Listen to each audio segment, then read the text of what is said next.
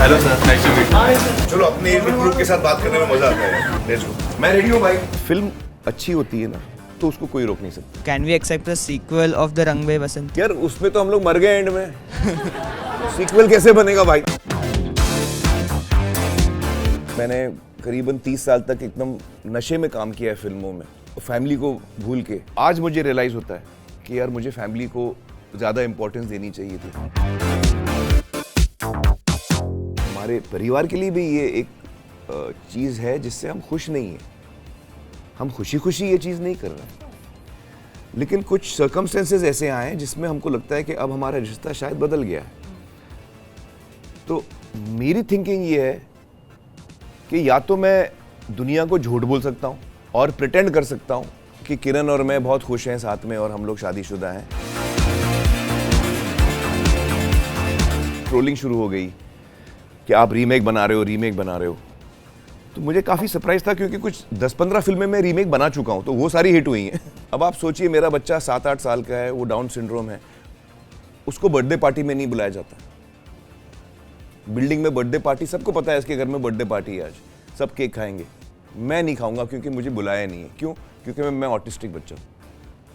अब उस बच्चे पे क्या बीती होगी। शादी में मैं कामयाब नहीं हुआ हूँ, लेकिन डिवोर्स में मैं हुआ हूँ। बोला ये क्या है? मैं बोला फिल्म है। कौन है हीरो? ऐसे मैं हूँ। उसने मेरा चेहरा देखा, फिर यहाँ देखा। अच्छा, प्रोड्यूसर कौन है? मैं बोला मेरे चाचा है नासिर सर। डायरेक्टर कौन है? मेरा कजन है मंसूर। अच्छा, नासिर सर ने अपने बेटे को डायरेक्टर लिया, अपने भतीजे को हीरो लिया। अच्छा, और उसका पोस्टर मैं लगाऊं?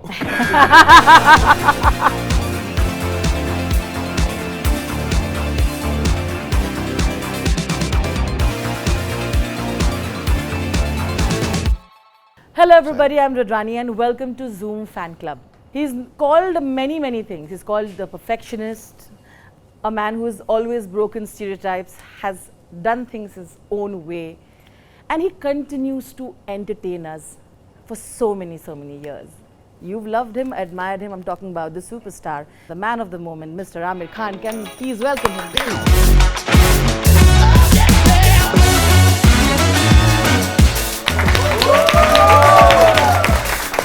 Hi guys. Hello. Hello, thank you so much for doing this. Pleasure. Introduction में मैं कह रही थी कि इस करियर में आपका, this illustrious career of yours, जहाँ पे आपने हमें इतने सालों से आप एंटरटेन करते आए हैं, बहुत सारे ऐसे आपको टैग्स मिले। कुछ शायद आप उन्हें नहीं अपनाना चाहेंगे, कुछ शायद आपका ओपिनियन होगा। तो सबसे ज़्यादा जो यूज़ हुआ है वो है मिस्टर परफेक्शनिस्ट। हाँ, अच्छा है, मुझे अच्छा लगता है एक्चुअली। अभी आदत हो गई मेरे को। You don't feel differently today about this tag because इतना बोला गया इसके बारे में। नहीं, बट मेरा तो स्टांस हमेशा सेम रहा है। देखो, क्रिएटिविटी में परफेक्शन नाम की कोई चीज़ है ही नहीं। दो आदमी सेम काम करेंगे, अलग अलग करेंगे और दोनों अच्छा कर सकते हैं। तो परफेक्शन जैसी कोई चीज़ है ही नहीं। परफेक्शन तब होती है जब आप कोई भी चीज़ सिर्फ एक ही तरीके से कर सकते हो, और क्रिएटिविटी में वो होता ही नहीं है। हर आदमी का अपना नज़रिया होता है, हर आदमी का अपना तरीका होता है। So there is no such thing as perfection. I believe in magic, so I am chasing magic. मुझे लगता है कि जादू मिलना चाहिए मुझे शॉट में, हर मोमेंट में, तो मैं उसको ढूंढता हूँ। Some people also have called you the non-superstar. हाँ, वो सही है। है ना? हाँ। Shall we get into it? थोड़ा डिस्कस करते हैं हाँ, इसके बारे में। करते हैं। तो मैंने ये नॉन सुपरस्टार इसलिए कहा कि लोगों ने उनको हमेशा सुपरस्टार कहा है, but he has been very awkward with accepting this in that way. उनका रहन सहन और उनका हर चीज़ थोड़ा आम लोगों की तरह है, and he is always believed in kind of living that life. बहुत मुश्किल होता होगा, I am sure, to kind of successfully stay a little away from how the world perceives you, but you have actually managed to do that, which is incredible. Can you explain how that must have been for you? कुछ नहीं, जो अपनी upbringing होती है हम लोग ऐसे ही रहते हैं। तो जो मेरी अपब्रिंगिंग रही है, मेरे पेरेंट्स ने मुझे जिस तरह अपब्रिंगिंग दी है, मैं वैसे ही हूँ। तो I have been taught not to, you know, अम्मी ने हमेशा सिखाया है कि आप, you know, don't show off, don't talk too much about yourself. तो ऐसे ही अपब्रिंगिंग का चक्कर है ये। दूसरों का लिहाज करो, कभी लेट नहीं आना, लोगों की इज्जत करना अपने। तो जो पेरेंट्स सिखाते हैं हमको, वो मैंने काफ़ी सीरियसली ऑन बोर्ड लिया है। मैं आप बहुत एक पुराना इंटरव्यू देख रही थी, बहुत it's like really really old, जहाँ पे उस वक्त में I think it was post हम है राही प्यार के। अच्छा, हाँ, ठीक है, और लोगों को लगता होगा कि that you have been this person you know who has certain set of rules, that वो इस तरह की फिल्में नहीं करेंगे जहाँ पे कुछ अनजस्टिफाइड वायलेंस है या you know like some really you know sexual exploitation है, yes, but if you see and go back to his older interviews, you realize that he's actually done this really way back as well. हाँ, मैं शुरू से ऐसे ही हूँ। But जो आपको जानते नहीं है उनको लगता होगा कि no, this is like this thing now. हाँ।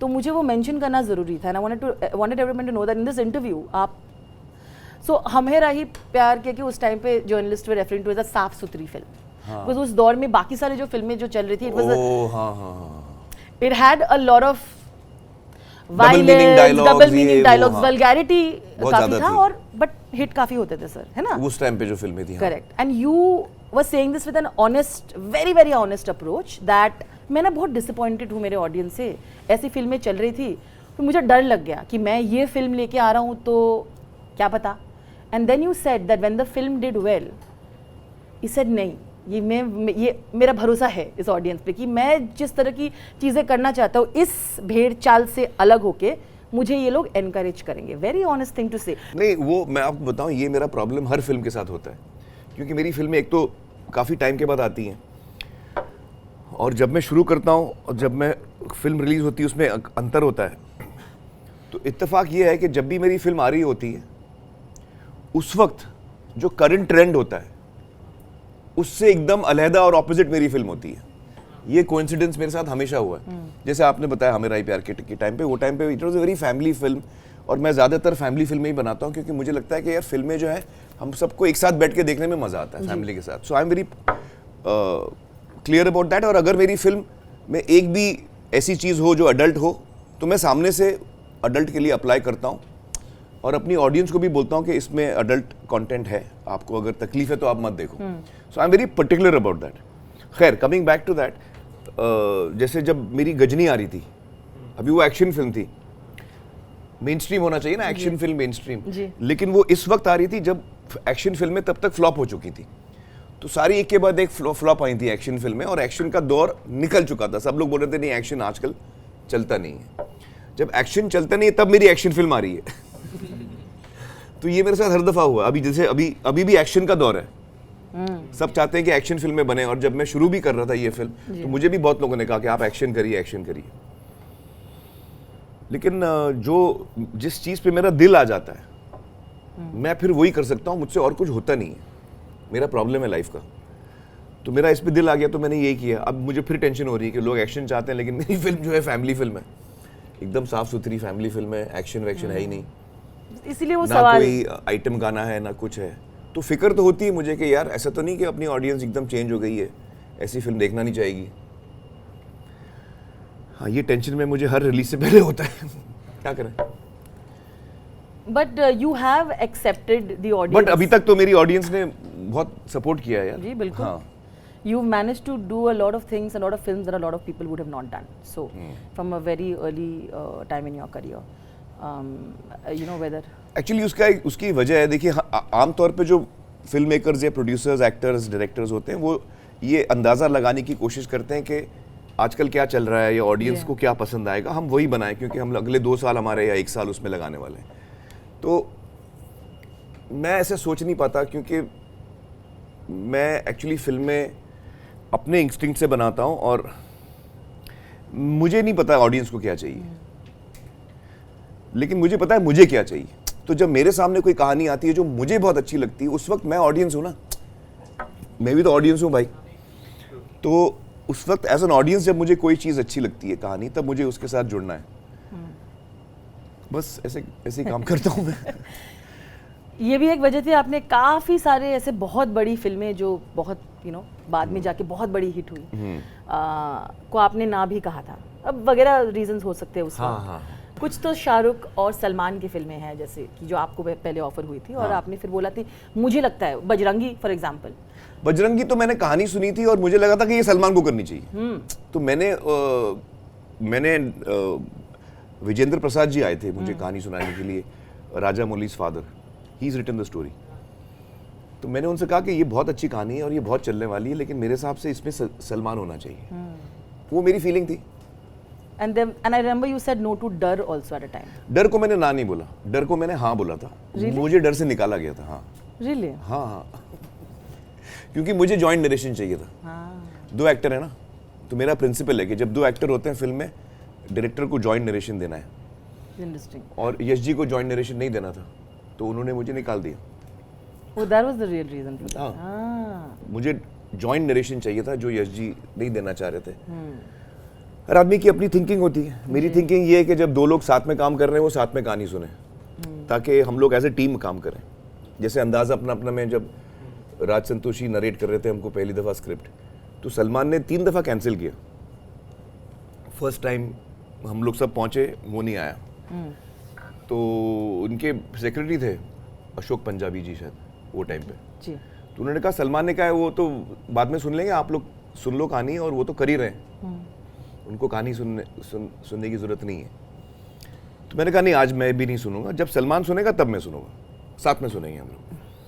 तो उसके 3 दफ़ा कैंसिल हुआ, फाइनली वो आया और हम लोगों ने साथ में सुनी। अच्छा। तो ये मेरा एक तरीका है कि मैं जब ज़्यादा लोगों के साथ काम करता हूँ एक फिल्म में, मैं चाहता हूँ हम साथ में सुने। तो वो डर में हुआ नहीं, तो फिर मैं निकाल दिया गया। आई वॉज रिमूव्ड फ्रॉम डर। And you felt, and you said no to Swadesh as well. स्वदेश आई सेड नो, स्वदेश मैंने ना कहा था। It just out of curiosity. Why I said no to स्वदेश? Yeah. मेरे को बहुत बोरिंग लगी थी। So honest. The only person who says this honestly. नहीं, मैंने आशु को बोला जब उसने मुझे कहानी सुनाई। इनफैक्ट मैं आपको बताऊं, जब हम लोग लगान बना रहे थे तो आशु ने ये कहानी मुझे तभी सुनाई थी। अच्छा। उसका नाम था कावेरी अम्मा वो टाइम पे। That's what he told me, Kaveri अम्मा। और उसने मुझे कहानी सुनाई थी जो मुझे बहुत पसंद आई थी, तो हमने डिसाइड किया था कि लगान के बाद ये बनाएंगे। जी। तो लगान जब खत्म हुई तो हम लोग ने राइटर बिठाया आशु के साथ, और AKP वाज प्रोड्यूसिंग इट। तो वो जब वो उसकी कहानी बन के तैयार हुई, तो जब आशु ने मुझे सुनाया तो मैंने आशु को कहा कि यार 3 घंटे का नरेशन था। तो मैंने उसको ये बहुत स्पेसिफिकली कहा कि he said how did you like it. तो आई सेड यार मेरा फर्स्ट रिएक्शन मैं तुझे पहले बताना चाहता हूँ। उसने क्या कहा, क्या? मैंने कहा मैं बोर हो गया हूँ। It's very important for you to hear this reaction, कि तेरा थॉट कितना भी नोबल है और जो कहना चाह रहा है वो बहुत ही सही चीज़ है और बहुत अच्छी चीज़ है और बहुत ज़रूरी चीज़ भी है, लेकिन इतने बोरिंग तरीके से कहेगा तो मुझे मज़ा नहीं आएगा। बाकी लगा मेरे को पता नहीं, मैं बोर हो गया हूँ।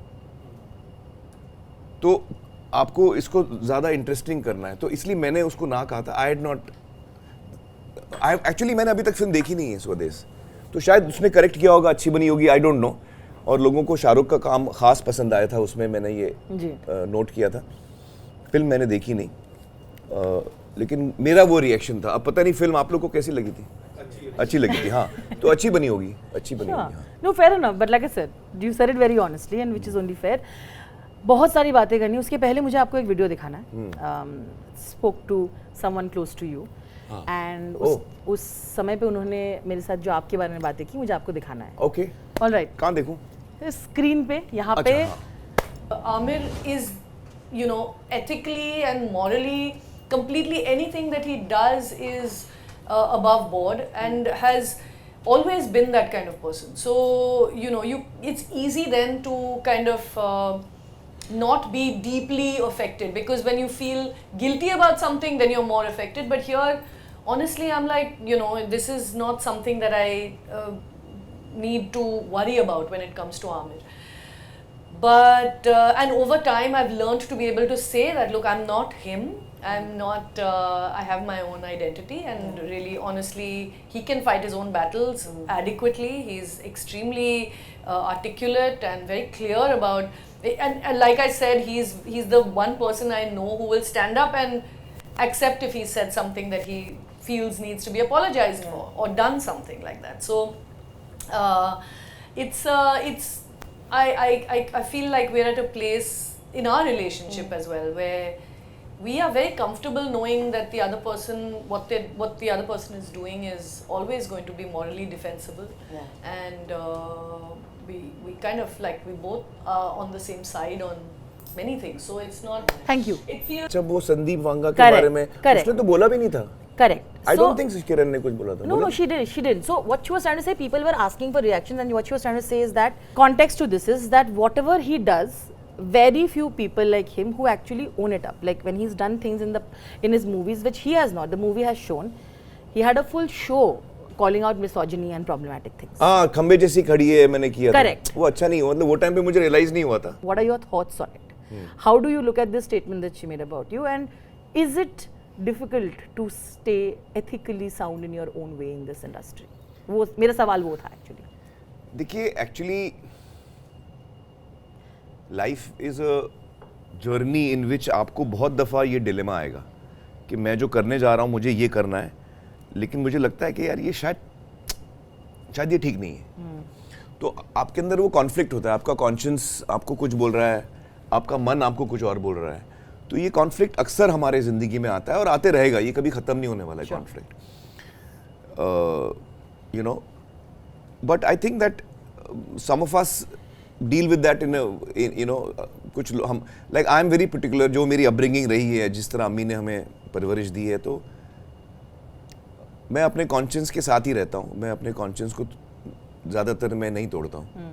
शायद उसको रेफर कर रही हैं. जी बिल्कुल, उसी बात कर अब रहे मैं ऐसे ही हूँ, मैं क्या करूँ. बट अच्छी बात है कि मैं ऐसा हूँ. नहीं अच्छी बात है बिल्कुल. And also about that the honesty with which she said कि यू नो इट वन. हाँ, और अगर मुझसे कोई गलती हो जाए तो हाँ. मुझे माफ़ी मांगने में कोई तकलीफ नहीं है.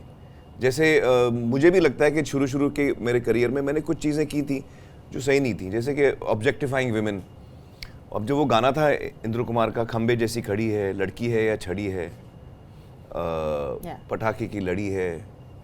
तो actually objectification of women was being done literally also. मतलब आप लफ्ज़ों में भी आप ऑब्जेक्टिफाई कर रहे हो कि खंबे जैसी खड़ी है. मतलब उसको आप ऑब्जेक्ट के साथ तोल रहे हो कि वो खंबे जैसी खड़ी है, लड़की है या छड़ी है, पटाखे की लड़ी है. तो मतलब कम से कम 25 ऑब्जेक्ट्स के साथ मैंने कंपेयर किया था लड़की को. तो वो अच्छी बात नहीं है. तो मैंने अपने शो पे भी उसके बारे में बात की थी. सत्यमेव जयते में हम लोग एपिसोड कर रहे थे ऑन मैस्कुलिनिटी. तो मैंने भी गलतियां की हैं, तो मैंने भी अपनी गलतियां मानी शो पे कि यार एक टाइम पे मैंने भी किया था, लेकिन हमको उस वक्त रियलाइज़ नहीं होता है. मुझे याद है मैंने एक फिल्म की थी, जाने तो या जाने ना जी. और उसमें मैंने प्रोड्यूस की थी, एक्ट नहीं कर रहा था. उसमें इमरान था और उसमें एक कॉमेडी सीन था जिसमें कि सुहेल और अरबाज जो हैं वो एक क्लब में आते हैं और वो एक लड़की को परेशान करना शुरू करते हैं. इमरान और उसके दोस्त उसी क्लब में बैठे हुए हैं और वो इमरान की नज़र पड़ती है कि लड़की को परेशान कर रहे हैं. तो वो लड़की को बचाने जाता है. अब चूंकि वो उनसे पंगा नहीं ले सकता है तो वो थोड़ा ड्रामा वामा करता है. ही प्रिटेंड्स कि वो लड़की का एक्स बॉयफ्रेंड है और लड़की को एक्चुअली एड्स है और लड़की ने उसको भी एड्स दे दिए हैं. तो वो उसको कोसता है, बोलता है कि तुम्हारी वजह से मेरे साथ ये हुआ, ये धोखा किया. तो वो लोग दोनों डर जाते हैं, एड्स सुन के वो डर जाते हैं और वो लड़की को छोड़ के भाग जाते हैं. तो ये लड़की को बचा के ये लोग निकल जाते हैं. कॉमेडी सीन था, सब लोग हंसे, थिएटर में हम लोग भी हंसे. लेकिन मुझे एक लेटर आया बाद में एक लड़की का, और उसने मुझे लिखा कि यार आप बड़े सेंसिटिव क्रिएटिव इंसान हैं और आप हमेशा कोशिश करते हैं कि लोगों का दिल ना दुखे, लेकिन इस फिल्म में आपने मेरा दिल बहुत दुखाया. तो मैं सोच रहा था क्या गलती हो गई यार मुझे इस फिल्म में. तो उसने कहा कि मेरी बहन को एड्स है और जब ये सीन आया तो मेरा दिल इतना दुखा, क्योंकि आप ये प्रोजेक्ट कर रहे हो कि एक एड्स का जो पेशेंट है उससे हमको दूर भागना चाहिए या उसका मजाक उड़ाना चाहिए या उसको. तो मेरा दिल बहुत दुखा वो टाइम पे और मैं आपसे मुझे ये उम्मीद नहीं थी. That line. हाँ, अब बात तो सही कहा उसने. तो आई ऑल्सो फेल्ट बैड कि यार हाँ बात मुझे ये बात रियलाइज़ नहीं हुई थी. आई डोंट थिंक आपको भी ये बात रियलाइज़ हुई होगी कि यार जो एड्स का पेशेंट है उसका नज़रिया ये जोक देखने का बहुत अलग होगा. तो मुझे बुरा लगा. फिर मैंने उसको लेटर दोबारा लिखा, मतलब रिप्लाई किया और मैंने उसको सॉरी वॉरी बोला. मैंने बोला यार मुझसे गलती हो गई, मुझे रियलाइज़ नहीं हुआ, मैं सेंसिटिव नहीं था इस बात को लेके, लेकिन आइंदा मैं ख्याल रखूँगा.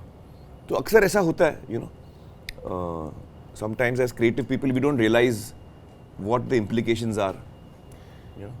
I feel like because of the life that you've seen and the impact of your mother in your life and the way you've looked up to her also, made your idea of masculinity या कैसे देखना चाहिए दुनिया को, it kind of also changed from a very young age, right? No, definitely. I don't know if it's an assumption. देखो actually बल्कि मेरे show पे मैंने यही कहा सत्य में जयते में कि देखिए अभी लड़कों को हमको सही सीख देने की ज़रूरत है, क्योंकि लड़कियां तो उनकी सीख सही है और उनका थिंकिंग बिल्कुल करेक्ट है।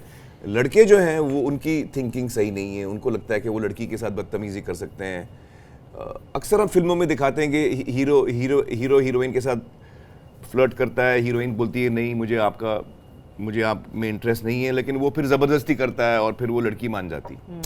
तो आप क्या बता रहे हो लोगों को कि जब लड़की ना बोलती है आपको तो उसको सीरियसली नहीं लेना है भाई, यही सीख दे रहे हो ना आप फिल्मों में।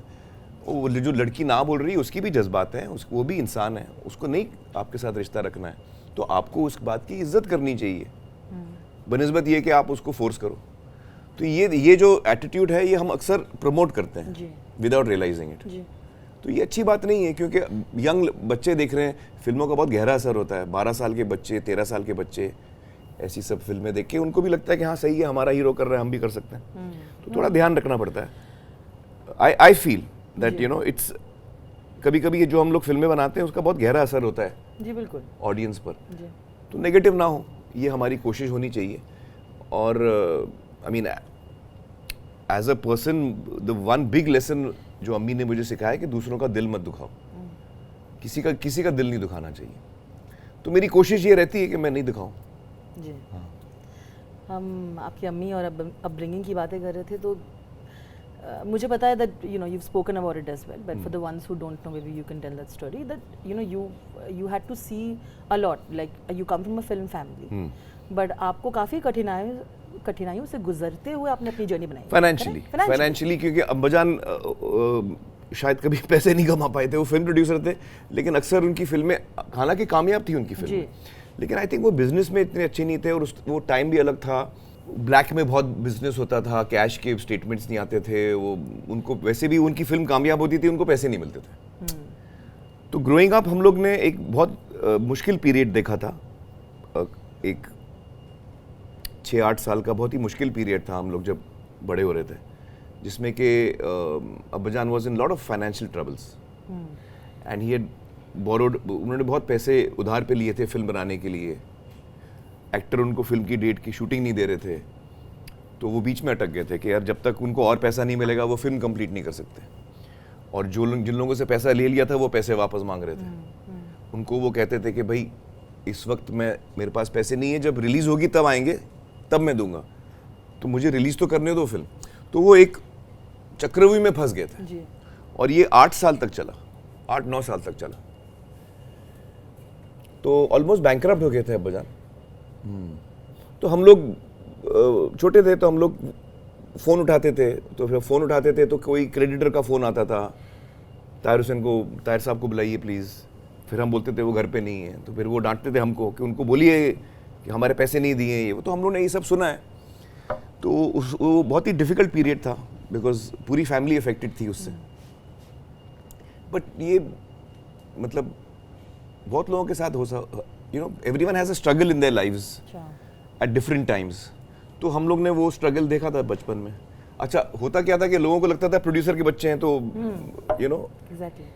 पैसे वाले होंगे, लेकिन नहीं, ऐसा नहीं था, हम पैसे वाले नहीं थे। Did that change your relationship with money? जैसे आप पैसे को it's very odd, it didn't.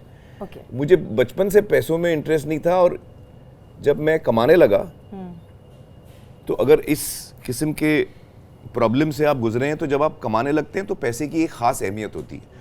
आप पैसे को ज़्यादा वैल्यू करते हो, आप उसको बचाने की कोशिश करते हो, आप जो डिसीजंस लेते हो वो इस तरीके के होते हैं कि आप ज़्यादा पैसे कमाओ, बिकॉज पैसे आपको बचपन में you had seen the trouble of that.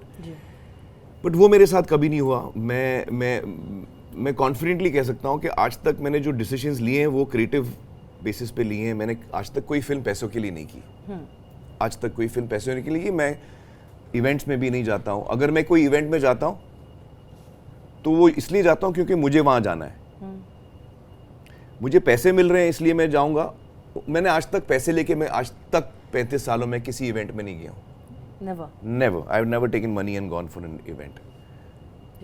मैं अपने काम से पैसे कमाता हूँ और बाकी मुझे जहाँ जाना है मैं जाता हूँ, अवार्ड्स तो आप जाते ही और मुझे जहाँ नहीं जाना है मैं नहीं जाता हूँ। आप मुझे कितने भी पैसे दे दें, मैं आऊँगा जाऊँगा नहीं। And you stuck by it, like you said you will not go to awards. तो मुझे पैसे की वैल्यू नहीं है, और वो इत्तेफाक मतलब सरप्राइजिंग बात है, मुझे भी लगता है और लॉजिकली तो मुझे होनी चाहिए पैसे की फिक्र, लेकिन मुझे कभी नहीं थी। और जब मैं आया भी फिल्मों में तो मुझे याद है अम्मी मुझे हमेशा कहती थी, शुरू में मैंने काफ़ी फिल्में साइन की थी, फिर उसके बाद मैंने डिसाइड किया था कि मैं फिल्में नहीं करूँगा, तो मैं बहुत कम फिल्में कर रहा था। Very early in my career मैंने साइन करना बंद कर दिया था फिल्में। तो अम्मी मुझसे कहती थी कि तुम बहुत बड़ी गलती कर रहे हो, अभी तुम्हारा टाइम चल रहा है, तुमको कमाना चाहिए, और इतनी तुम फिल्में ना बोल रहे हो, ऐसा ठीक नहीं है, वक्त बदल जाता है, ऊपर वाले ने तुमको सही वक्त दिया है, उसका सही इस्तेमाल करो। तो वो एज अ केयरिंग मदर वो सही एडवाइस दे रही थी, लेकिन मैं कर ही नहीं पा रहा हूँ, मतलब आज तक नहीं कर पाया हूँ मैं ऐसा कि जो मुझे सही लगता है मैं वो करता हूँ, और पैसा उसमें अगर मेरा नुकसान हो रहा है तो वो हो जाए नुकसान। जब मैंने सत्य में व्यतीत किया मेरा पैसे का बहुत नुकसान हुआ, लेकिन मुझे करना था तो मैंने किया। वो मेरे लाइफ में ऐसे कई डिसीजंस आए हैं, तो मुझे मनी की वैल्यू इतनी नहीं है, और वो अच्छी बात है, क्योंकि मुझे लगता है हम सबको, देखिए कोई आदमी गलत सही नहीं होता है, हर आदमी की अपनी प्रायोरिटी होती है। मेरी प्रायोरिटी पैसे नहीं है, मेरी प्रायोरिटी मेरा काम का एक्साइटमेंट है, मेरे रिश्ते हैं, ये सब चीज़ें मेरी प्रायोरिटी हैं। पैसा मेरी प्रायोरिटी नहीं है, पैसा इंपॉर्टेंट है, प्रायोरिटी नहीं है। तो बिकॉज आपने ये कहा, now I think I understand it better कि ब्रांड्स वगैरह जो you know most of them do it right, उसमें भी सिलेक्शन आपने काफ़ी अपने आइडियल्स के बेसिस पे किया, ना कि कितने पैसे मिल रहे हैं। Correct me if I am wrong. हाँ, मैं तो शायद now I understand why it was easier for you, क्योंकि आपका डिटैचमेंट था एक। जो मैं एड्स भी करता हूँ वो दो वजह से करता हूँ, या तो मतलब एक चीज़ तो मैं हमेशा चेक करता हूँ कि वो जो प्रोडक्ट है वो जो प्रॉमिस कर रहे हैं वो डिलीवर कर रहे हैं कि नहीं, what the product is promising, is it delivering, वो मैं खुद चेक करता हूँ to see if it's delivering that. जी। And sometimes I break my own principles. So for example मैं जो प्रोडक्ट को मैं एंडोर्स कर रहा हूँ मैं उसकी प्राइस कभी नहीं बताता, बिकॉज मैं सेल्समैन नहीं हूँ। 2 रुपये में ये मिलेगा, 15 रुपये में ये मिलेगा, I am not a salesman, I am हाँ सही है, आप जब दुकान में आते हो तो वो सेल्समैन होता है, ये कितने का है, 5 रुपये का है, आपको अपन 4 में दे देंगे, इसके साथ अपन थोड़ा गोल्ड भी दे देंगे आपको, एक गोल्ड की टिकिया भी फ्री मिलेगी। तो ये सेल्समैन का काम होता है। मैं सेल्समैन नहीं हूँ, मैं ब्रांड एम्बेसडर हूँ। तो मैं आपके ब्रांड के बारे में बात करूँगा, उसकी प्राइस के बारे में बात नहीं करूँगा। लेकिन एक दफ़ा मैंने प्राइस की बात भी की, आपको याद है कौन सा? छोटा कोक 5। क्योंकि उसका मेरे को कहानी बहुत अच्छी लगी थी।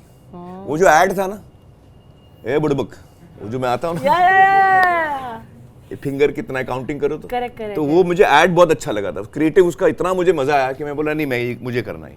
तो क्रिएटिविटी के लिए मैं थोड़ा कभी कभी कॉम्प्रोमाइज कर लेता हूँ, because that is what drives me.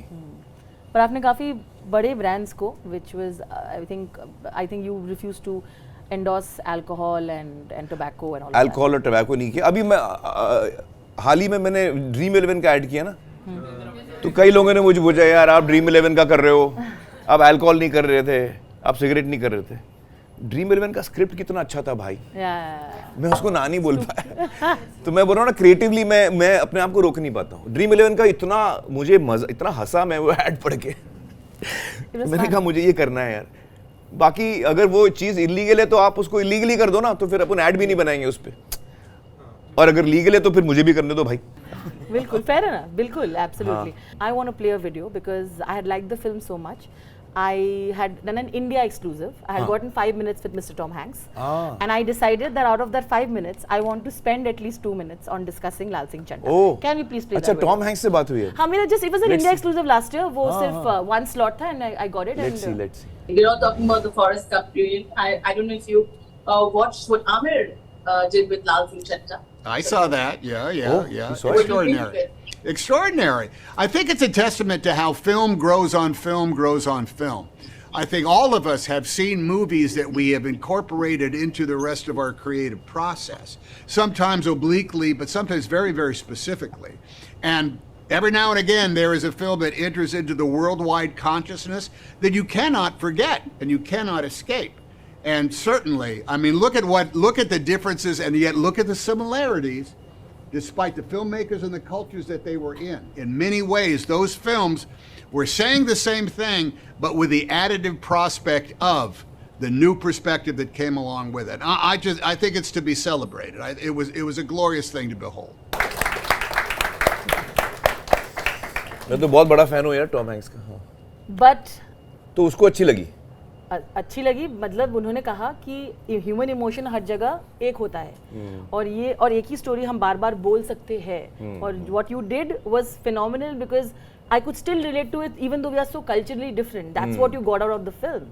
He gave an analysis for extra 1 minute लिया होगा, मुझे थोड़ा 10 seconds buffer दे दिया होगा because it's very particular there, no, with the time.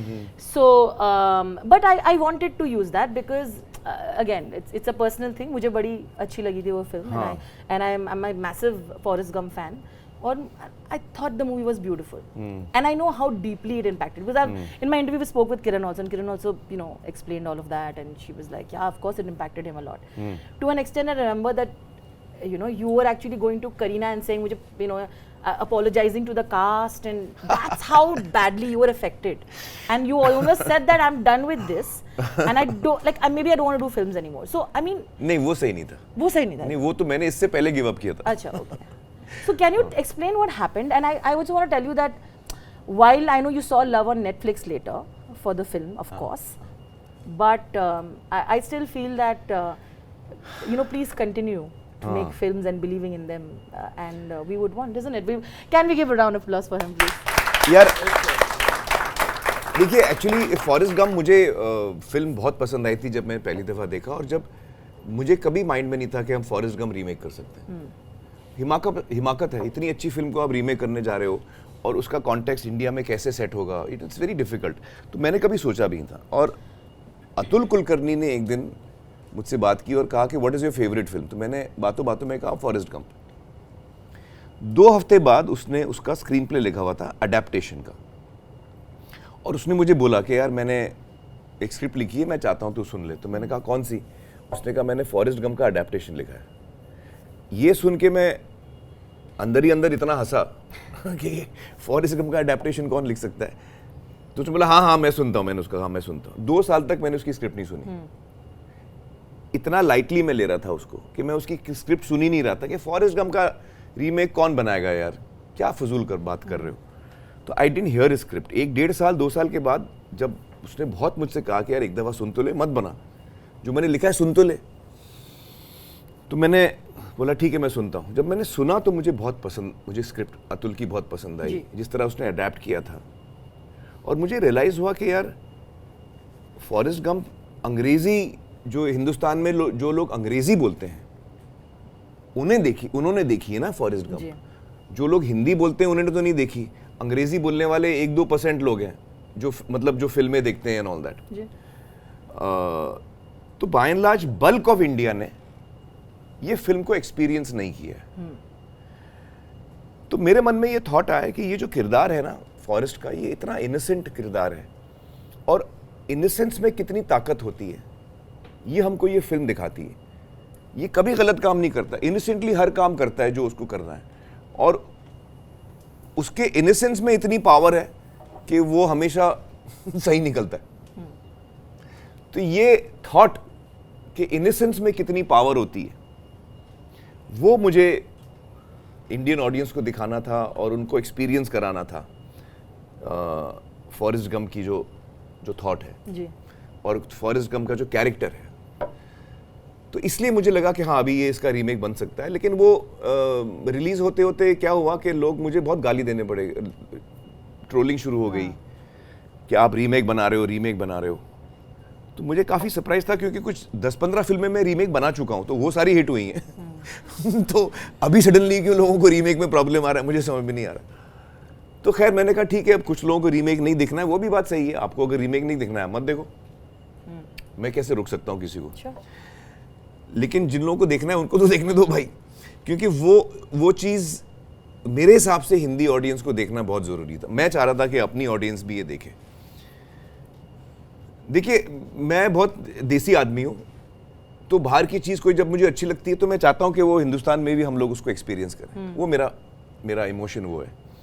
जैसे खाने के मामले में मुझे देसी खाना छोड़ के मैं अंग्रेज़ी खाना नहीं खा पाता।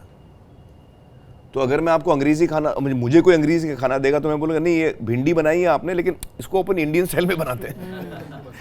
ऑबरजीन जो आपने बनाई है ना, मेरे को ऑबरजीन नहीं चाहिए, मेरे को बैंगन का भरता चाहिए भाई। ऑबरजीन में नहीं खा सकता। तो वो उन लोग का बनाने का तरीका ही अलग होता है। हाँ, तो इसलिए मुझे लगता है कि अपन हिंदी ऑडियंस के लिए या इंडियन ऑडियंस के लिए हम अपने स्टाइल में बनाते हैं, और वो कहानी जो वो एक्सपीरियंस उन्होंने नहीं किया उनको हम वो एक्सपीरियंस करा रहे हैं। रीमेक का मतलब वही होता है। तो खैर उस वक्त पता नहीं बहुत लोग गुस्सा थे मुझ पे शायद, तो वो फिल्म लोगों ने अंग्रेजी वाली देखी, हिंदी वाली नहीं देखी। फॉरेस्ट गम का आई थिंक नेटफ्लिक्स पे थी, पता नहीं किस पे थी, उसका व्यूवरशिप पता नहीं कितना हो गया था इंडिया से। तो अच्छी बात है, चलिए उन्होंने अंग्रेजी देख ली, वन वे और दी अदर उन्होंने देख ही ली। तो बट मैं नहीं मानता हूँ कि रीमेक जो है नहीं करना चाहिए, मैं ऐसा नहीं सोचता हूँ। मेरे लिए एज अ क्रिएटिव पर्सन हर काम नया होता है। 10 लोगों ने बनाया होगा, जैसे देवदास अपना सहगल साहब ने भी की है, उसके बाद देवदास दिलीप साहब ने भी की है, उसके बाद देवदास शाहरुख ने भी की है, और तीनों ने अपना अलग अलग उसका इंटरप्रिटेशन दिया है, तीनों ने अपनी एनर्जी उसमें डाली है। तो आप तीनों फिल्में देखेंगे आपको तीनों अलग लगेंगी, एक ही कहानी है। तो मैं ये बहुत, मेरे हिसाब से ये बहुत नैरो थिंकिंग है कि एक दफ़ा किसी ने बना लिया, अब आप वो मटेरियल नहीं बना सकते। मैं इससे सहमत नहीं हूँ। I am more free as a creative person. मुझे कोई ऐसी मेरा कोई ईगो नहीं है कि मैं सिर्फ ओरिजिनली बनाता हूँ, मेरा कोई ईगो नहीं है। मैं वो हर काम करता हूँ जो मुझे अच्छा लगता है, जो कहानी मुझे अच्छी लगती है मुझे करनी है। हो सकता है आपने 10 दफ़ा पहले आप कर चुके होंगे, अच्छा है आपके लिए, मुझे भी करनी है। जैसे शेक्सपियर हम आज तक करते हैं, इतने सेंचुरी से हम शेक्सपियर आज भी करते हैं, लेकिन हम ये कभी नहीं कहते कि यार शेक्सपियर का रीमेक क्यों कर रहे हो गया ना, दोबारा करो, दोबारा क्यों कर रहे हो आप। तो मेरी थिंकिंग ये है कि remakes is a good thing. मुझे कोई प्रॉब्लम नहीं है। एक अलग सोसाइटी आपकी फिल्म देख रही है, एक अलग सेट ऑफ लोग देख रहे हैं और अपनी भाषा में देख रहे हैं, अपने कल्चरल रेफरेंस में देख रहे हैं, ताकि उनको मजा आए। बिल्कुल। वैसे आप अंग्रेजी फिल्म भी देख सकते हैं, आपको अगर मन है अंग्रेजी फिल्म देखने का आप देख सकते हैं, ऐसी कोई बात नहीं। मेरे सवाल का हिस्सा ये भी था कि I know you went, because आप हो इतने पैशनेट फिल्म्स को लेके, आप this is you are living breathing them all the time, and तो ये आपने बहुत, you were very heart broken, you went to a slightly darker zone, right? Because everybody around you was kind of feeling protective, including of your fans, everybody was like no it can't be, you know, I hope ही। नहीं, देखिए एक चीज मैं आपको बताऊं, मेरा ये मानना है कि जब फिल्म अच्छी होती है ना तो आप उसको रोक नहीं सकते, और जब फिल्म बुरी होती है आप उसको बचा नहीं सकते। तो जब लाल सिंह नहीं चली तो बहुत लोगों ने मुझे कहा कि भाई उसकी बहुत ट्रोलिंग हुई और वो इसलिए नहीं चली क्योंकि उसका बहुत नेगेटिव ट्रोलिंग हुई थी। मैं इस बात को नहीं मानता हूं। मैं आपको एक सिंपल सवाल पूछता हूं कि वही ट्रोलिंग, जितनी भयंकर ट्रोलिंग हुई थी हमारी लाल सिंह के टाइम पे, आप वही ट्रोलिंग दिमाग में रखिए, लेकिन सोचिए कि लाल सिंह उस दिन नहीं रिलीज हुई, उस दिन 3 इडियट्स रिलीज होती है।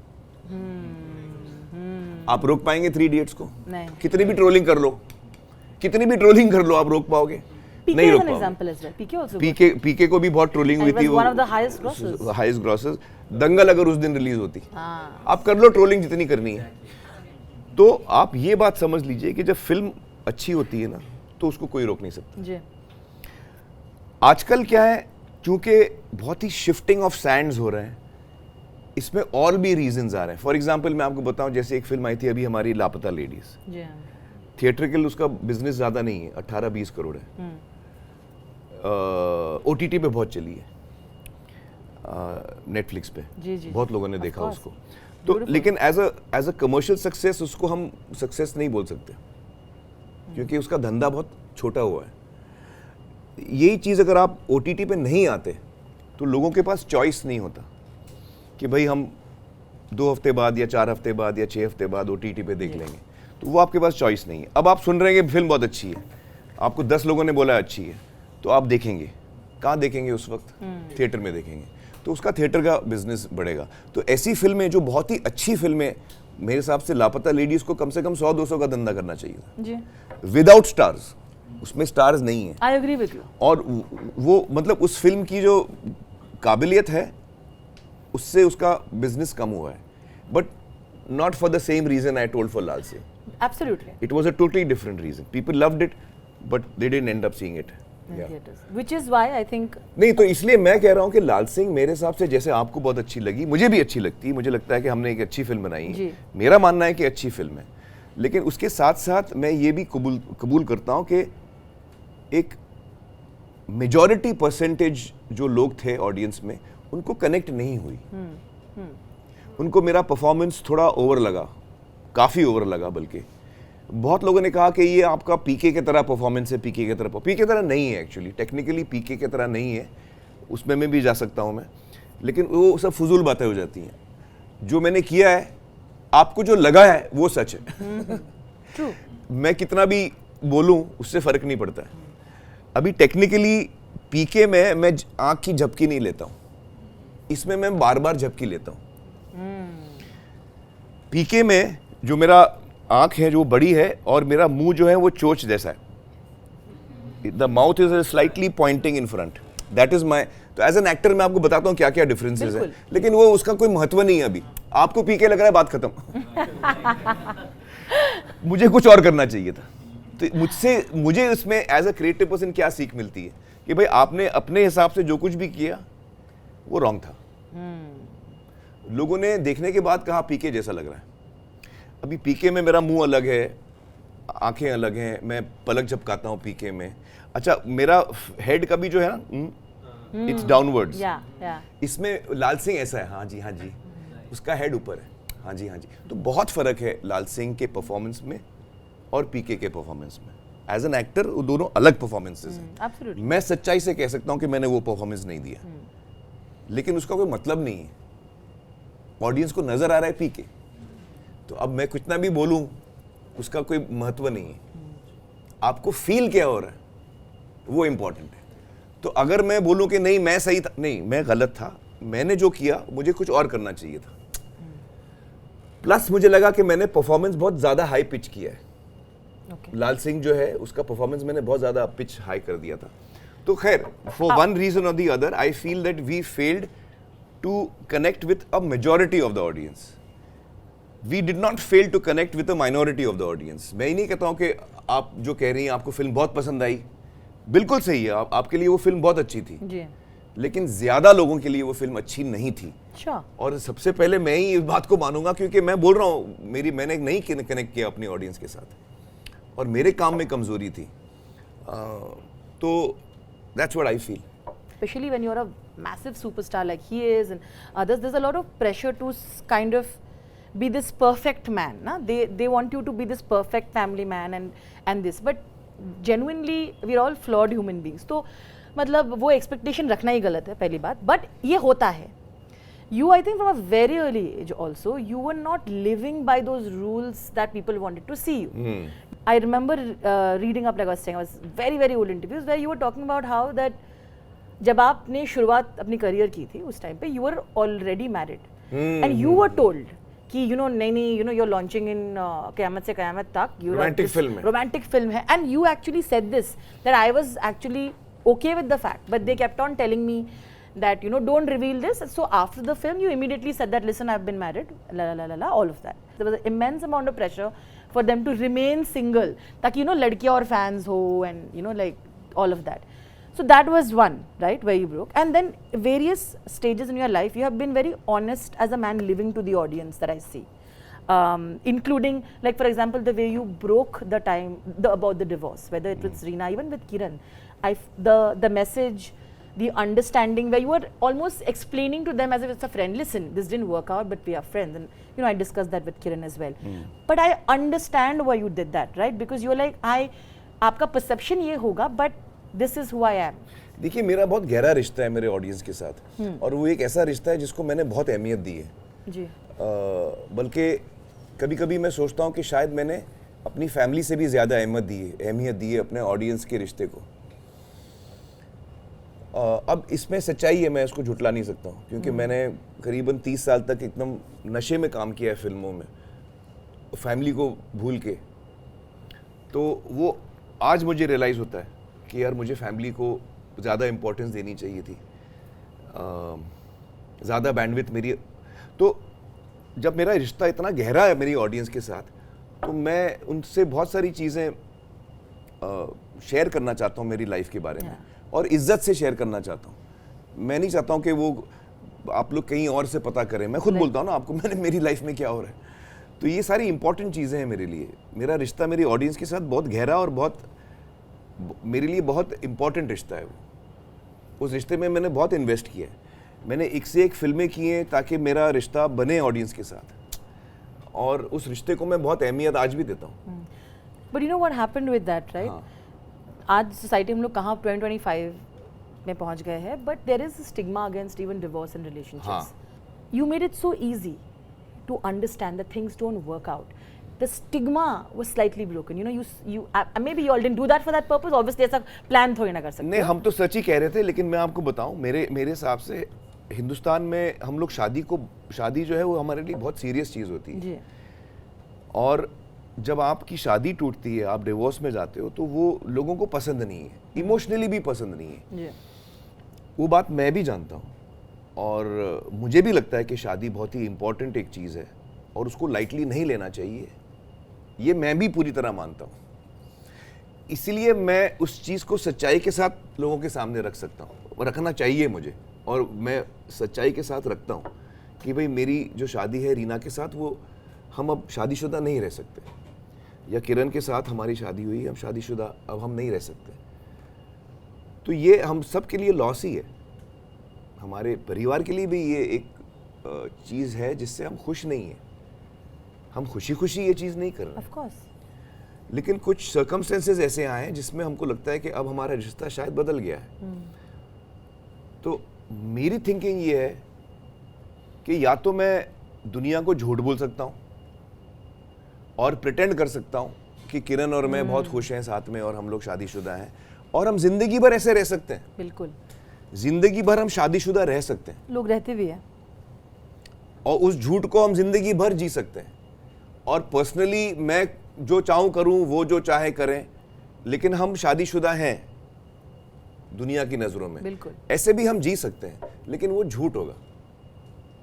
और शादी जैसे इंपॉर्टेंट इंस्टीट्यूशन के साथ वो नाइंसाफी होगी. आप मैरिज को फिर आप डी वैल्यू कर रहे हो, आप शादी को डी वैल्यू कर रहे हो. तो वो हमको मंजूर नहीं था, किरण और मुझे. तो इसलिए बेहतर ये है कि जाहिर है ये ऐसी चीज़ है जिससे हम भी खुश नहीं हैं. Of course.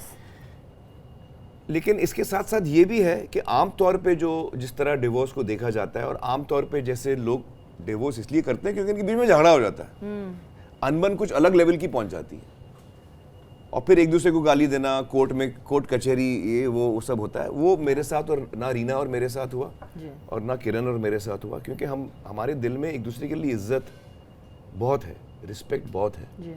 तो इसलिए हमको वो करने की फीलिंग भी नहीं आई, और हमने वो किया जो हमको सही लगा, और हमने उसको छुपाया नहीं.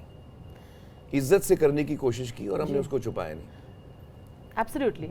Kiran describes you all as the modern happy family today, and she says that she's friends with Reena, and she says you have been instrumental in doing this, because जैसे आप इज्जत देते हो दूसरों को, आपके you know to whether when they were your wife or today they are friend, वो आप तीनों में वो इज्जत है, which is why you all are so comfortable spending so much time together. And I think that's beautiful. Actually हम तीनों काम कर रहे हैं पानी फाउंडेशन में जी, जो बहुत इंपॉर्टेंट सोशल काम है.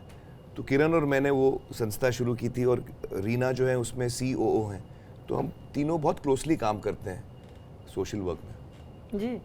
So but yeah, it remains the fact that you have been that person who's been instrumental in kind of keeping it all together as well. It feels wonderful that right now it's in a good space is what I'm trying to say. शादी में मैं कामयाब नहीं हुआ हूँ, लेकिन divorce में मैं हुआ हूँ. in dignity and you know. मस्ती कर रहा हूँ। बिल्कुल. But today your outlook on marriage is different. Is that how it is? नहीं, मेरा मैरिज पे आउटलुक वही है। आई थिंक ये बहुत ही पुराना इंस्टीट्यूशन है और मेरे दिल में बहुत इज्जत है शादी के लिए। और मुझे लगता है कि ये बहुत ही खूबसूरत चीज़ होती है जब दो लोगों को लगता है, जब दो लोगों को ये एहसास होता है कि वो एक दूसरे के लिए बने हैं और अपना जीवन साथ में बिताना चाहते हैं। ये बहुत ही खूबसूरत और अच्छी चीज़ है और मैं चाहूँगा कि हर व्यक्ति को ये मौका मिले और ये महसूस करने का मौका मिले। Fair enough. और ऐसा रिश्ता मिले। Very interesting way the characters have been introduced. But what I love most about the way the characters have been introduced are they are so badass. कि मतलब ना उनको बेचारे की नज़र से बिल्कुल नहीं देखते. In fact, the only बेचारा I felt was him actually. I love that it comes from a place of celebration. बिल्कुल. Not from a place of sympathy. बिल्कुल. And that is what I love most about the trailer and the behind the scenes. Amir, I obviously want your thoughts on it. Actually film जो है वो ये film जो है वो एक बहुत ही इम्पोर्टेंट इशू के बारे में है। और सोसाइटी में ऐसे कई लोग होते हैं जो इंटेलेक्चुअली डिसेबल्ड होते हैं, उनका जो इंटेलेक्चुअल एबिलिटी होती है वो एटिपिकल होती है, टिपिकल नहीं होती। और अक्सर हम उनको ऐसी नज़र से देखते हैं कि वो हमसे कम हैं या हम जैसे केपेबल नहीं हैं, ऐसे हमको फीलिंग आती है कि उनको वो स्लो हैं या वो जो हम कर सकते हैं वो नहीं कर सकते, ऐसी हमारी फीलिंग है। तो ये फिल्म उस भ्रम को तोड़ने की कोशिश करती है, उस थिंकिंग को तोड़ने की कोशिश करती है और हमको ये बताती है कि यार हम सब एक हैं और हम सब एक जैसे हैं। कुछ चीज़ें आप तेज़ करते हो, कुछ चीज़ें मैं तेज़ करता हूँ, कुछ चीज़ें आप स्लो करते हो, कुछ चीज़ें मैं स्लो करता हूँ। और स्पीड जो है वो इम्पोर्टेंट नहीं होती लाइफ में, आप लाइफ में खुश कितने हो वो इम्पोर्टेंट है।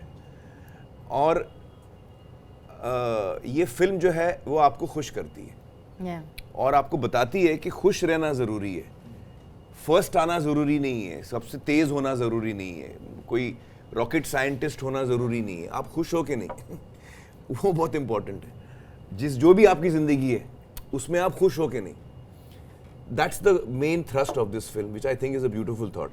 तो this is a very important conversation. आपने काफ़ी समय इस फिल्म का उनके साथ बिताया है। How do you deal with it, how do you make it authentic जो आप कर रहे हो, बट ऑल्सो एक्चुअली मैं आप एक बहुत सिंपल चीज़ बोलता हूँ। आज हमारे समाज में ऐसा नॉर्म है कि जब कोई बच्चा पैदा होता है जिसको डाउन सिंड्रोम है, इंटेलेक्चुअली वो हमसे अलग है जी, एटिपिकल है, तो हम उसको बचपन से ही अलग कर देते हैं। ये बहुत समझना बहुत ज़रूरी है।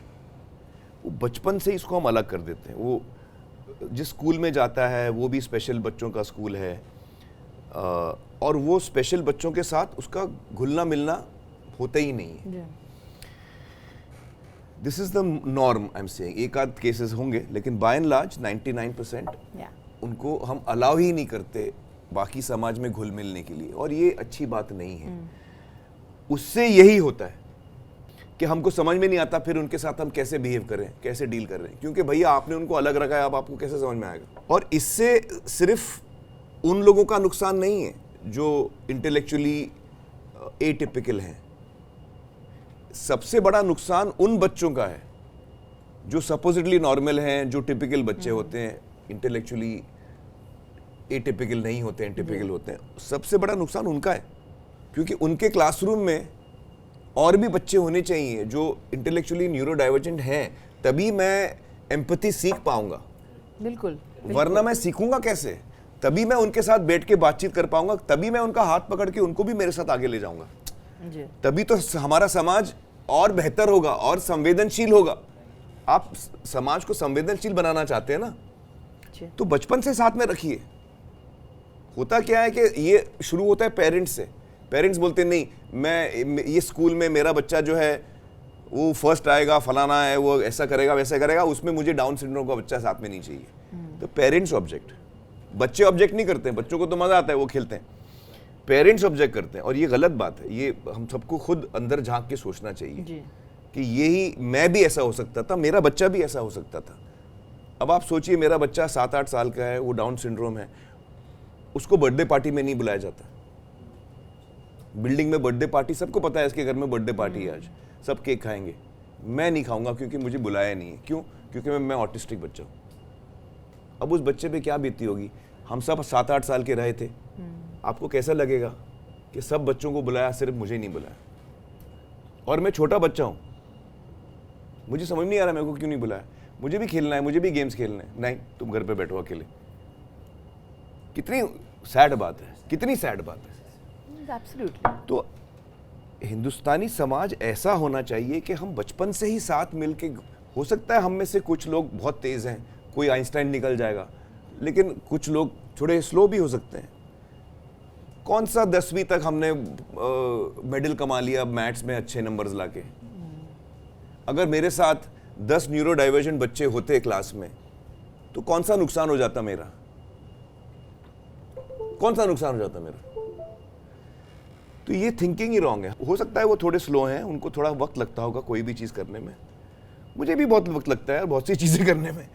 ठीक है, इतना कोई थोड़ी बड़ा कुछ नुकसान हो गया। और मैं आपको सच्चाई से कह सकता हूँ कि हमने जब ये फिल्म बनाई तो अक्सर लोगों की ये सोच हो सकती है कि यार आप न्यूरो डाइवर्जेंट लोगों के साथ काम कर रहे हो तो आप नॉर्मली तो 100 दिन में फिल्म बना लेते हो, आपको लगे होंगे 300 दिन, टाइम लगा होगा, उन्होंने बहुत टाइम वेस्ट किया होगा। नहीं, बिल्कुल नहीं। बल्कि मैं कहूँगा कि मेरा एक्सपीरियंस इतना अच्छा रहा है कि जो मैंने 35 सालों में मैंने काम किया है, मजाक नहीं कर रहा हूँ मैं, फैक्ट बात बोल रहा हूँ। 35 सालों में मैंने जो काम किया है, इससे आसान कोई फिल्म नहीं थी बनाने में। How lovely. इससे आसान कोई फिल्म नहीं थी बनाने में। How nice, how lovely. क्योंकि किसी का ईगो हासिल नहीं हुआ, कोई मतलब आमतौर पे सेट पे हम लोग सब क्रिएटिव लोग हैं, हम सब के ईगोज होते हैं, हम लोग सब चाहते हैं कि मैं जो बोल रहा हूँ वो सही है, आप जो बोल रहे हो वो गलत है। ये सब हमारे बीच में होता है, क्रिएटिव लोगों के बीच में।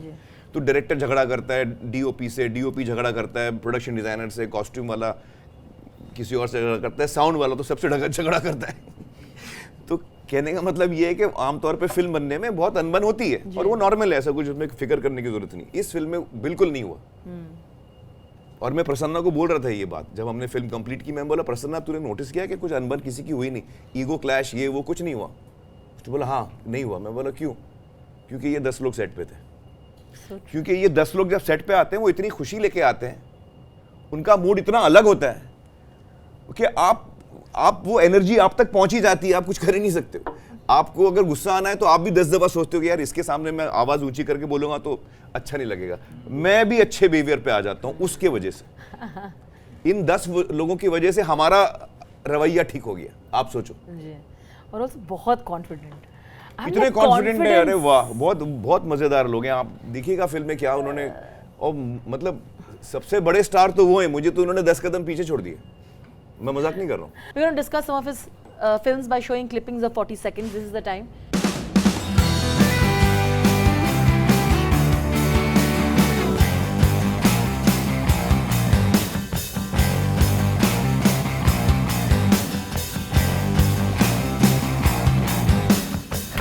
I was saying ये दिखाना जरूरी था before I move on to the film clips because इनको मार्केटिंग गुरु एट टाइम कहते थे ना कि आमिर जो आइडियाज सोचता है मार्केटिंग के लिए। अब मेरे पास और भी क्लिप्स थे to kind of prove this statement. You know Talaash के टाइम में भी he had gone to different places and done a lot of different actually लोगों को लगता है मार्केटिंग कुछ अलग चीज है। कहानी सुनाना और मार्केटिंग वो जुड़ी हुई चीजें हैं, एक ही चीज है। जी।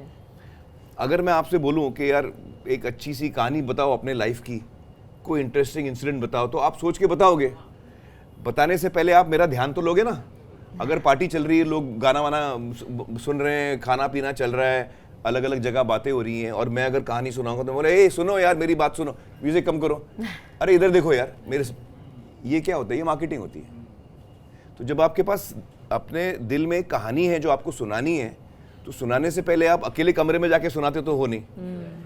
आप जहाँ लोग हैं वहाँ जाके बोलते हो अरे मेरी बात सुनो। तो मेरी बात सुनो इज मार्केटिंग। तो जब आपके पास कहानी है बोलने के लिए, तो आप लोगों को सुनाने की कोशिश करते हो, वो दोनों साथ में ही चलते हैं। कहानी और मार्केटिंग, मतलब कहानी से पहले, सुनाने से पहले जो आप लोगों का ध्यान आपकी तरफ लेते हो, वो मार्केटिंग है। तो मेरे लिए वो अलग चीजें नहीं है। अगर मुझे कहानी सुनानी है आपको, तो मैं आपका ध्यान भी लूंगा ना अपनी तरफ। बिल्कुल। एंड उस टाइम पे बहुत बड़ी बात होती थी कि ऑटोज में आपके पोस्टर्स होते थे एंड इट्स लाइक नहीं, उस वक्त मुझे कुछ समझ में नहीं आया क्या करूं, क्योंकि फिल्म का काम हो चुका था, कॉपी आ चुकी थी, हम लोग घर पे बैठे थे, अभी रिलीज होने वाली है।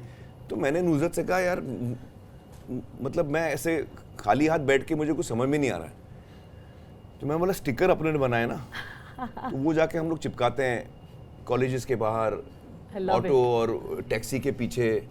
कुछ तो 2 लोग और आ जाएंगे थिएटर में यार, कुछ तो करें। खाली हाथ पे हाथ धर के बैठे, मतलब मुझसे होता नहीं वो। तो मैंने बोला चलो आप जाते हैं। हम लोग ने पोस्टर वोस्टर लिए, जुटशी मैं, हम लोग सब जाके। अच्छा, बहुत एंटरटेनिंग भी था। तो वो पूछते थे कि किसका पोस्टर है, तो मैं बोलता मेरा है। तो वो देखते थे, मेरे को देखते थे, अच्छा किसने फिल्म बनाई है। एक बंदे ने तो बहुत अच्छा आंसर दिया, उसने बोला ये क्या है, मैं बोला फिल्म है इसमें, कौन है हीरो, ऐसा मैं हूँ। तो उसने मेरा चेहरा देखा, फिर यहाँ देखा, ऐसा अच्छा। प्रोड्यूसर कौन है, मैंने बोला मेरे चाचा है नासिर साहब। अच्छा, डायरेक्टर कौन है, मेरा कज़न है मंसूर। अच्छा, नासिर सर ने अपने बेटे को डायरेक्टर लिया, अपने भतीजे को हीरो लिया। अच्छा, और उसका पोस्टर मैं लगाऊं? मैं नहीं लगाऊंगा। तो ऐसे हम लोग को बहुत अलग अलग आंसर्स मिलते थे, कोई लगाता था, कोई नहीं लगाता था। Okay, all right. Can we just play the clip of this thing, please, Anil?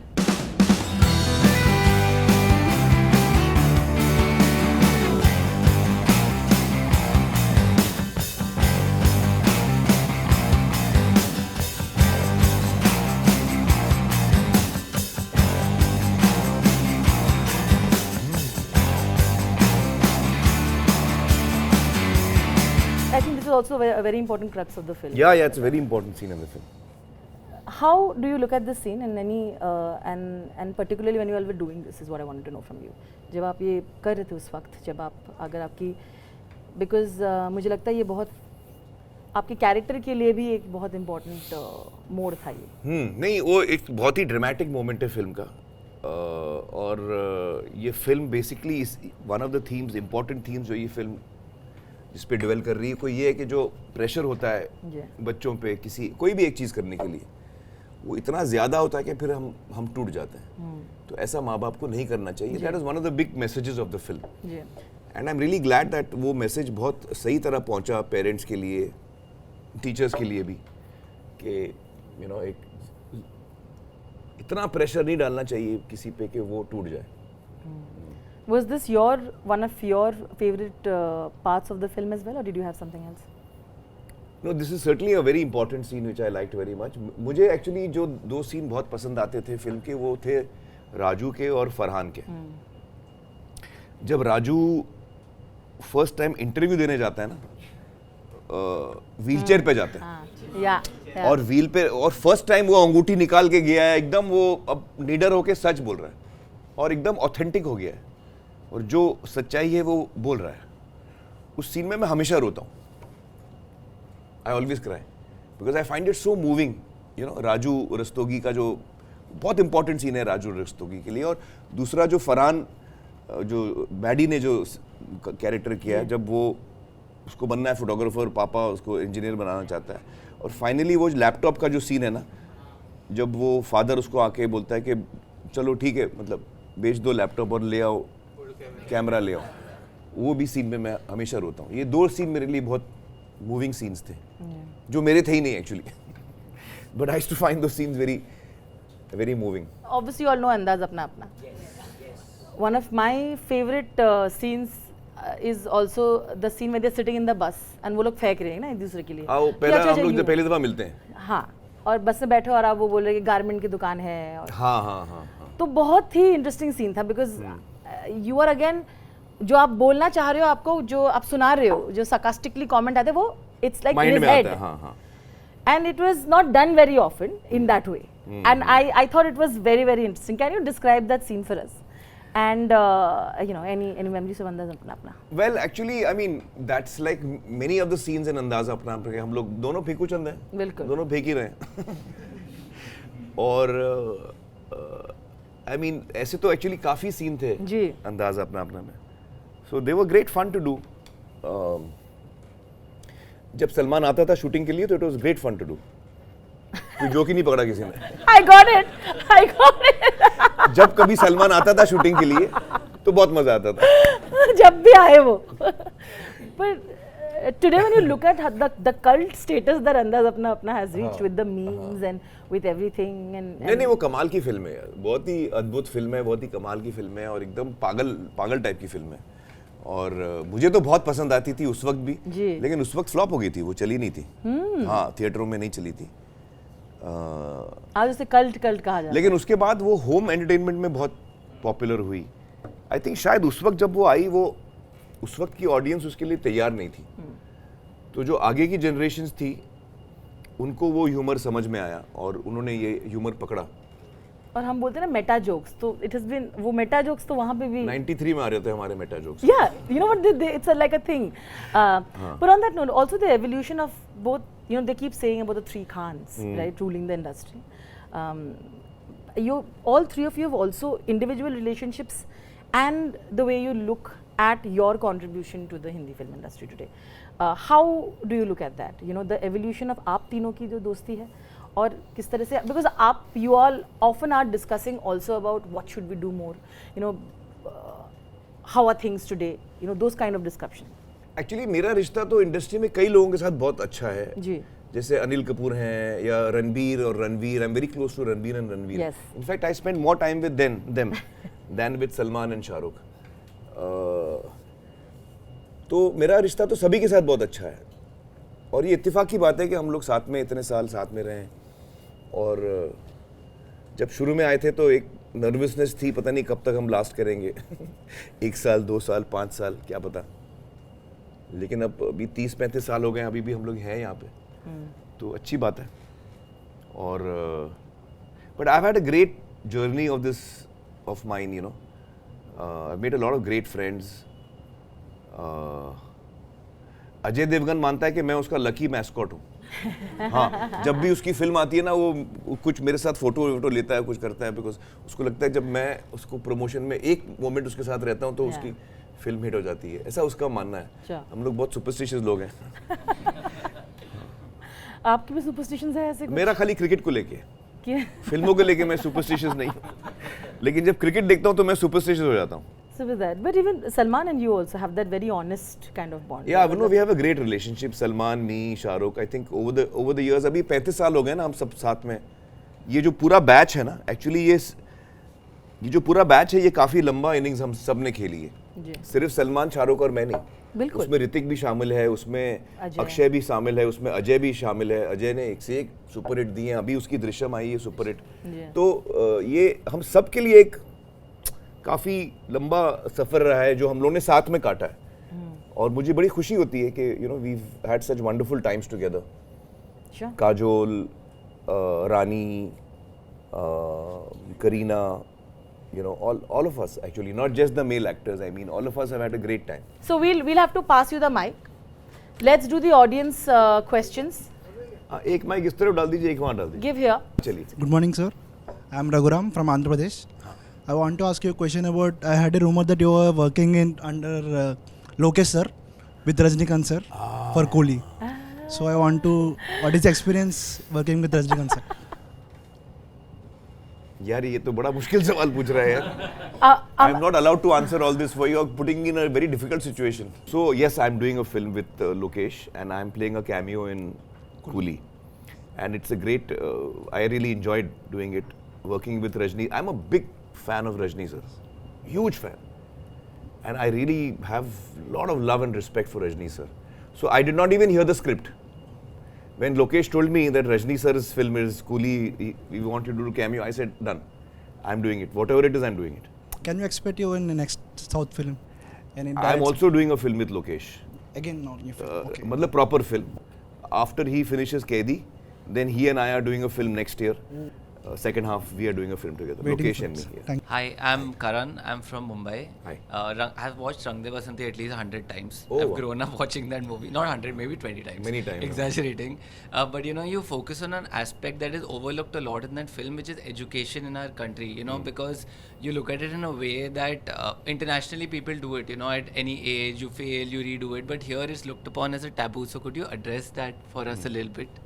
Well, actually, for me, education is something which is very important. I really feel that a lot of us, actually all of us, can benefit a lot through education. I really feel that. But I'm not very particular whether the education is formal or informal. Now, formal means schools, colleges, what the government has created, that is called formal education. So, whether you choose to educate yourself formally or informally, that is up to you. You decide how you want to educate yourself.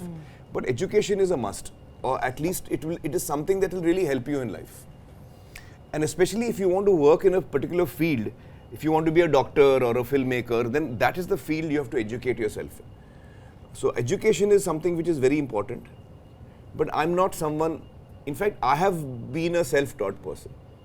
So I have not followed the formal education myself as a route. Yeah, I have not followed formal education. I'm a bit like Rancho in that sense. कि आपको education मिलना ज़रूरी है, वो कहाँ से मिल रहा है वो important नहीं है भाई. You know? Sir, as we all know, we are the big fans of Rang De Basanti. So, can we accept a sequel of the Rang De Basanti? यार उसमें तो हम लोग मर गए एंड में. सीक्वल कैसे बनेगा भाई? Play another character. बट हो सकता है, you never know.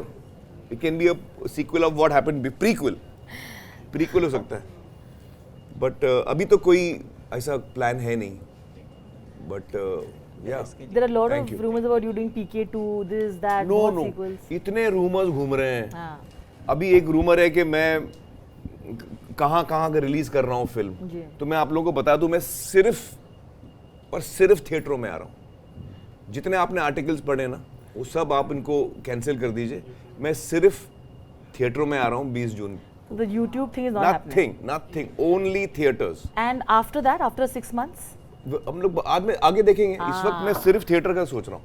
सिर्फ थिएटर का सोच रहा हूँ और कुछ नहीं. I love. We have to go and watch it in the theaters. I think it'll. I hope this is going to change the game. Anyway, all right, quickly before I comment on anything. Okay, Kya, please pass it to us. Hi Amir, Hi. this is Akanksha. You obviously have a huge body of work by your side, and one of my personal favorites is Dhobi Ghat.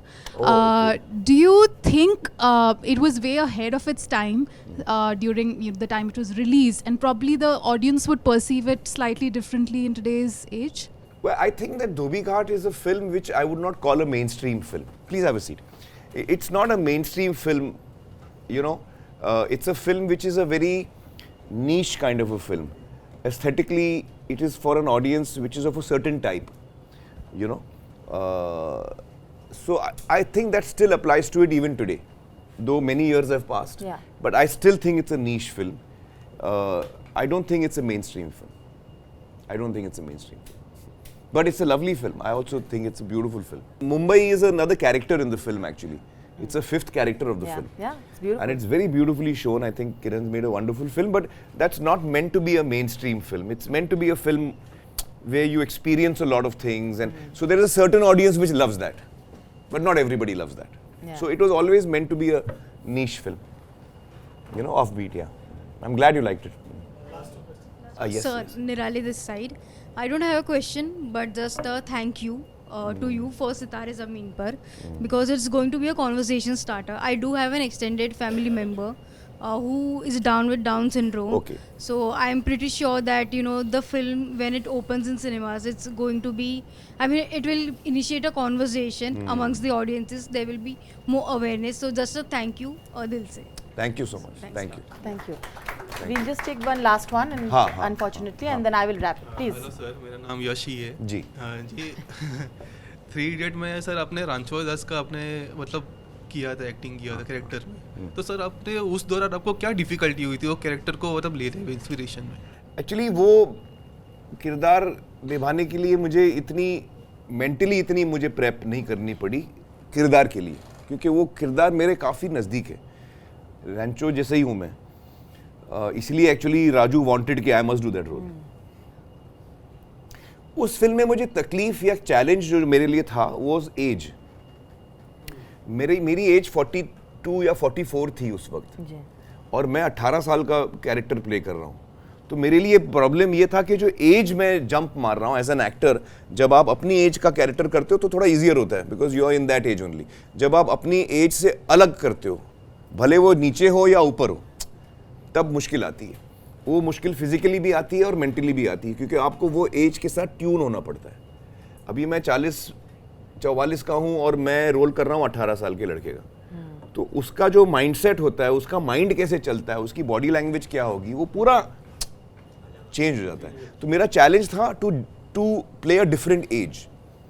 अभी इसमें भी जैसे मेरी real as तो 60 है, लेकिन जो मैं किरदार कर रहा हूँ वो 60 ईयर्स का नहीं है, वो 40-42 का है, यू नो, इज 40-42। तो I have to look 40-42, I have to behave 40-42, so that age and. अच्छा, आजकल क्या है, बिकॉज ऑफ VFX वो थोड़ा ईजी हो गया है। अगर मैं 80 साल का भी हूँ तो मेरे फेस पे बहुत सारी झुर्रियाँ हैं, मेरे बाल गिर गए हैं, 80 साल का हूँ, लेकिन मुझे 40 साल का प्ले करना है तो VFX में मेरे बाल भी आ जाएंगे मेरी झुर्रियाँ भी निकल जाएंगी, और मस्त फर्स्ट क्लास में 42 का लगूंगा। तो ये एक अभी आज हमारे पास टूल है जिससे एक्टरों के लिए थोड़ा इजी हो गया है, वो एज जंप कर सकते हैं। एज जंप करने के एक्टर के लिए सबसे एक्साइटिंग वो होता है कि मैं हूँ 16 साल का लेकिन कर रहा हूँ 80 साल का, मैं हूँ 80 साल का लेकिन कर रहा हूँ 16 साल का। तो वो जंप मारना मुश्किल होता है, और हर मुश्किल काम में फिर एक्साइटिंग, एक्टर के लिए एक्साइटिंग हो जाता है कि यार जो मुश्किल है मैं वो करूँ, आसान चीज़ तो हर आदमी कर लेता है। तो बट अभी वो एक एडवांटेज हो गया आजकल, बिकॉज ऑफ VFX एक्टर्स के लिए थोड़ा ईजी हो गया है कि आप दुबले पतले भी हो सकते हो। जैसे मैंने दंगल में बहुत मोटा हो गया था, अब उसकी जरूरत ही नहीं है। अभी आप VFX में मोटे हो सकते हो और VFX में पतले हो सकते हो।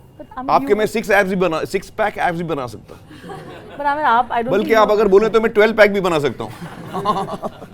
But Amir, I don't think you would go that route. No, why not? We should use these things. By and large, I don't. मतलब देखो, as an actor आपके अंदर भी वो डिजायर होता है कि आप हर चीज खुद करें, लेकिन कुछ चीजें फिर मुमकिन नहीं होती ना। जी। आप नेचर को तो डिफाइन नहीं कर सकते बियॉन्ड अ पॉइंट, तो देन आप VFX का इस्तेमाल करते हो to define nature. I think I'll ask the last question. Of course, you know, we came to know about how Mahabharata is going to be your last film, and it's your dream project. नहीं, it's not going to be my last film. Hang on. अभी चक्कर ये है ना कि आप कुछ भी बोलो तो उसका रॉन्ग मीनिंग हमेशा निकल आता है। तो मुझे पूछा गया था कि अगर आप कोई ऐसी फिल्म करें जिसके बाद आपको कोई काम करने का मन ही नहीं हो, तो वो कौन सी फिल्म होगी? जी, जी। अगर आप ऐसी फिल्म करें, अगर बहुत इंपॉर्टेंट है, अगर आप ऐसी फिल्म करें तो वो कौन सी फिल्म होगी जो करने के बाद आपको लगेगा यार अब मेरा दिल भर गया। तो मटेरियल वाइज मुझे एक ही चीज नजर आती है जिसमें वो पावर है कि जो करने के बाद शायद मेरे मन में ये ख्याल उठे, शायद मेरे मन में ये ख्याल उठे कि बस हो गया अभी। तो मैंने उसका जवाब उस कॉन्टेक्स्ट में दिया था, लेकिन उसके बाद अब सब लोग सोचते हैं कि महाभारत मेरी आखिरी फिल्म है। तो आंसर को ठीक से सुनना चाहिए। So for now, सितारे ज़मीन पर। सितारे ज़मीन पर। And then we will have Mahabharata, which must be like a massive. देखिए, महाभारत इतना बड़ा प्रोजेक्ट है कि मैं उसके बारे में जो भी बोलूं वो शायद सच हो या ना सच हो। Fair enough. वो मैं अभी कोशिश ही कर रहा हूँ। तो मेरे मन में है बहुत सालों से कि मैं बनाऊं, और मैं चाहता हूं कि मैं वो बनाऊं, लेकिन महाभारत सिर्फ एक फिल्म नहीं है, वो एक यज्ञ है। True, बाप रे। तो वो फिल्म नहीं है, वो यज्ञ है। तो आप के मन में होगा कि आप बनाना चाहते हैं, लेकिन आप कभी बना पाएंगे कि नहीं ये पता नहीं। तो मैं उस पर काम शुरू करना चाहता हूँ, बनेगा कि नहीं बनेगा वो आगे अपन देखेंगे। But thank you so much, Mr. Amir Khan. Thank you. First of all, a round of applause. Thank you. And also thank you for being such a wonderful and patient audience as well. Thank you, Mr. Khan. I had a great time. I thoroughly enjoyed your honesty as always, and also the anecdotes that you shared. I apologize for the technical difficulties. No, I apologize for that. No. But, and I'd like to end by saying this, that you give a lot of hope to a lot of filmmakers who thought they couldn't come and break the mold and make stories. So please continue to make them dream and show us your dreams. And we are there to support you. And thank you. I think all of us want to go and watch Sitare Zameen, but there is no other way. Only in the theatres. So we will be there, Mr. Khan, and please continue being who you are. Thank you once again.